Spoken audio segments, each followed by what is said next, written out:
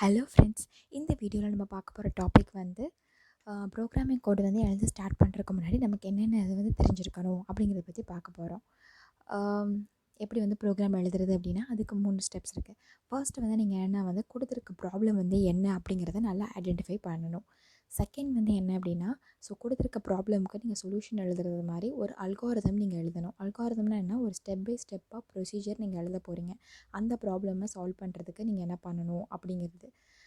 Third step வந்து என்னென்னா, அதுக்கப்புறம் அந்த அல்காரிதம் நீங்கள் எழுதி வச்சுருப்பீங்களே, அதையே நீங்கள் வந்து ப்ரோக்ராம் கூட எழுத ஸ்டார்ட் பண்ணலாம். அப்படியே அதை கன்வெர்ட் பண்ணி ப்ரோக்ராம் எழுத ஆரம்பிச்சிடலாம். ஸோ இது 3 பாயிண்ட் மட்டும் தான்.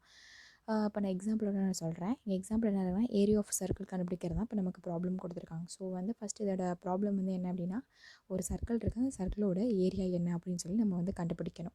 ஸோ ஏரியா கண்டுபிடிக்கிறது தான் இப்போ main. So area of circle ஃபார்முலாவும் நமக்கு ஆல்ரெடி தெரியும். என்ன அப்படின்னா பையார் ஸ்கொயர் அப்படிங்கிறது தான் ஃபார்முலா.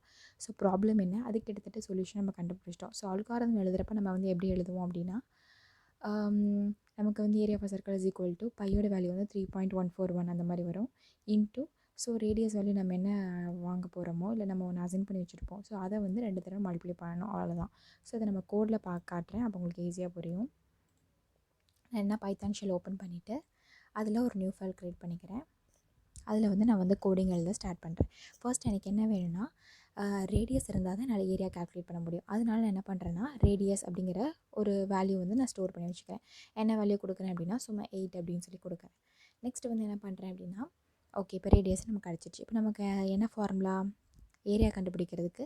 ஸோ நான் டேரெக்டாக பிரிண்ட் பண்ணனாலும் பிரிண்ட் பண்ணிக்கலாம். ஸோ பிரிண்ட் அப்படின்னு சொல்லிட்டு நான் என்ன பையார் ஸ்கொயர்னு பிரிண்ட் பண்ண போகிறேன். ஸோ பையோட வேல்யூ என்ன, 3.141 அப்படிங்கிறது தான் பையோட வேல்யூ. அது இன்ட்டு இப்போ எனக்கு ரேடியஸ் எனக்கு தெரியும் 8 அப்படின்னு சொல்லிட்டு. ஸோ அந்த ரேடியஸ் இன்ட்டு மறுபடியும் ரேடியஸ். ஸோ பையார் ஸ்கொயர் அப்படின்னு சொல்லி வருதா, இப்போ நமக்கு கிடச்சிருச்சு. ஸோ ஃபர்ஸ்ட் நான் என்ன பண்ணுறேன்னா, எனக்கு வந்து ஏரியா கால்குலேட் பண்ணோம் அப்படின்னா பையார் ஸ்கொயர் தான் ஃபார்முலா எனக்கு வந்து தெரியும். அதுக்கு எனக்கு ரேடியஸோட வேல்யூ வேணும். ஸோ நான் என்ன பண்ணுறேன்னா, ரேடியஸ் அப்படின்னு சொல்லிட்டு ஒரு வேரியபிள் நானாக எடுத்துக்கிட்டேன். அதுக்கு வந்து 8ன்னு சொல்லி வேல்யூ நானாக அசைன் பண்ணிட்டேன். இது வந்து ஃபஸ்ட் ஸ்டெப். அதுக்கப்புறம் என்ன பண்ணுறேன்னா, pi into r. So radius into radius சொல்லி மல்டிப்ளை பண்ணி அதை நான் அப்போவே பிரிண்ட் பண்ணுறேன். நீங்கள் இப்படி பண்ணாலும் ஒன்று தான். இல்லைன்னா இதை வந்து நாங்கள் கட் பண்ணிவிட்டு தனியாக ஒரு வேரியபிளில் ஸ்டோர் பண்ணி வச்சுக்கிட்டேன். என்ன வேரியபிள்னால் ஏரியா அப்படின்னு. இப்போ நான் இங்கே பேஸ்ட் பண்ணிட்டேன். இப்போ நான் என்ன பண்ணுறேன்னா, இந்த இடத்துல ஏரியாவை நான் பிரிண்ட் பண்ணுறேன். ஸோ இப்படி பண்ணாலும் ரெண்டுக்குமே ஒரே அவுட்புட் தான் வரும். ஸோ அதை நான் சேவ் பண்ணிக்கிறேன். கண்ட்ரோல் எஸ் கொடுத்து சர்க்கிள் ஏரியா இல்லையா, ஸோ அதனால் சேவ்னு கொடுத்துட்டேன். இங்கே இருந்து நான் ரன் கமாண்ட் கொடுத்துக்கலாம். ஸோ ரன் மாடியூல் அப்படிங்கிறத நான் இங்கேருந்தே கொடுத்துக்கலாம். ஆர்எல்ஸ் நான் எஃப்ஐங்கிறத ப்ரெஸ் பண்ணிக்கலாம். ஸோ நான் எஃப்ஐன் ஷார்ட்கட் கீ ப்ரெஸ் பண்ணுறேன். ஸோ ஆட்டோமேட்டிக்காக பைத்தான் ஷெல்லில் வந்துட்டு எனக்கு என்ன பண்ணுதுன்னா, ஏரியா வந்து பிரிண்ட் பண்ணுது 201.024 அப்படின்னு. ஸோ நமக்கு ஏரியா ஆஃப் சர்க்கிள் எப்படி அந்த ப்ரோக்ராம் எழுதுறது அப்படின்னு நம்ம தெரிஞ்சிட்டோம் இல்லையா. அதாவது எந்த ஒரு ப்ரோக்ராமை எழுத ஸ்டார்ட் பண்ணுறதுக்கு முன்னாடி ஃபஸ்ட் அந்த ப்ரோக்ராமோட மெயின் ப்ராப்ளம் என்ன அப்படிங்கிறது நீங்கள் ஐடென்டிஃபை பண்ணணும்.